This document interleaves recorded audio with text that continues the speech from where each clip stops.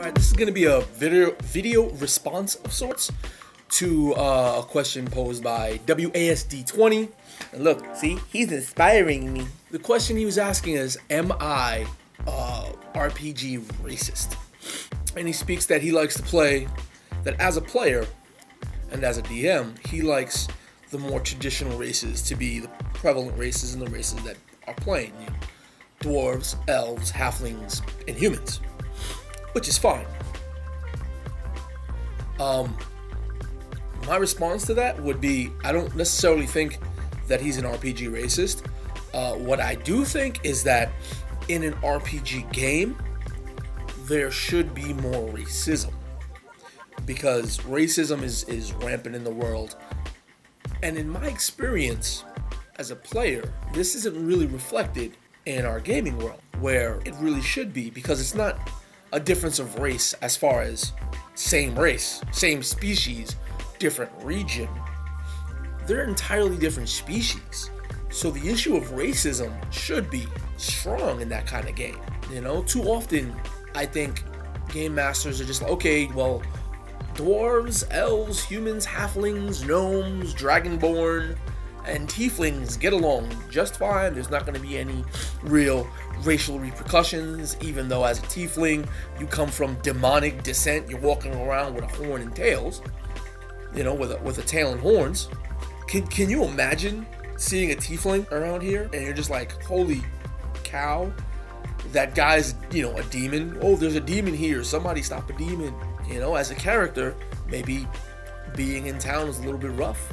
You can use racism in an RPG setting to disarm players and put them in situations that require a little bit more creativity.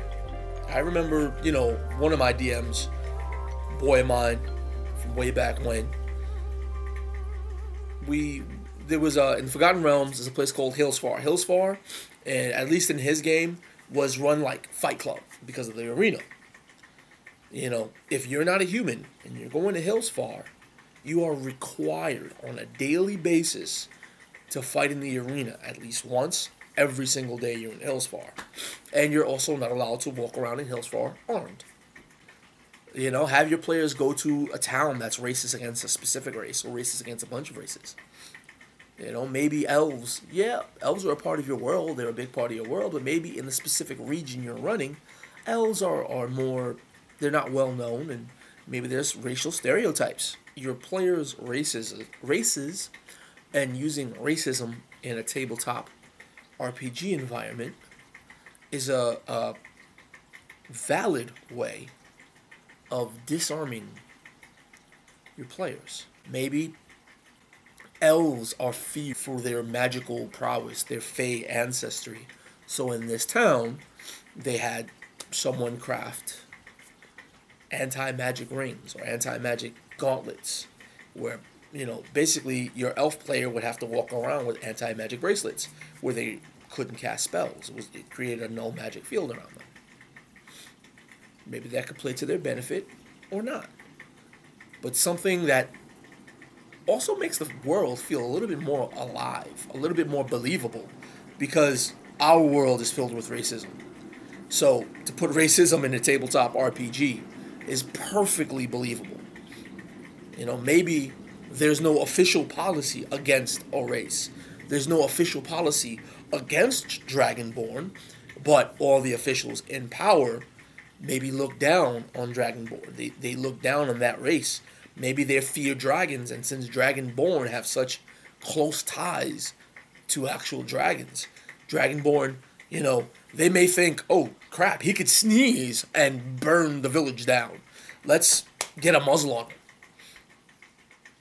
You know, and put that player through hell. But, you know, not physically, they're not going to just lose their character. It's just their character has to survive certain trials and tribulations, and maybe the voice of the party can try to negotiate a way out of it. Maybe it's a good way to get, you know, money from your players. You know, reward them a lot, but make sure you're raking some of that back. previous mission, oh, we got riches, whatever, in the very next town, maybe it's the last town within 1,000 miles and they have to rest and resupply. They go to the town and they have a dragonborn tax. Or they have a tiefling tax. Or they have a non-human tax. Or maybe the entire village is tieflings and they have a non-tiefling tax.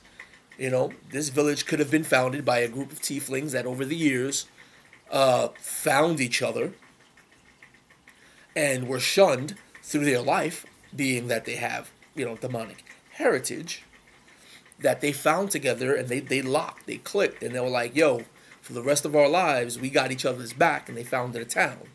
And, a generation or two later, it's a good, town, maybe in the middle of nowhere, in a vast field where they won't be bothered too often. And if you go to their town and you're not a tiefling, well, maybe they're going to look down on you because they have bad memories, bad blood against other races looking down on their demonic heritage. It's always something you could play with, you could toy with. So use racism. Because racism used in a game can be used to drive so many things. And I think it belongs in a tabletop game. So WASD20, if you feel like you're an RPG racist, go for it. Play a human, play a halfling, stay away from the other races. Hell, have your character be like, yo, I don't trust that race right there because, you see, he could just sneeze and it's like fire and fire. Oh, that tiefling's tail keeps whipping at me. What are you trying to do? I'm not like that. He's sending signals with his tail. It's sign language. It's sign language. I don't know what he's trying to say. It's ridiculous, but racism in and of itself is a ridiculous notion. So, go with it. Have fun. I hope you enjoyed this little rant. I hope I helped in some way. I hope you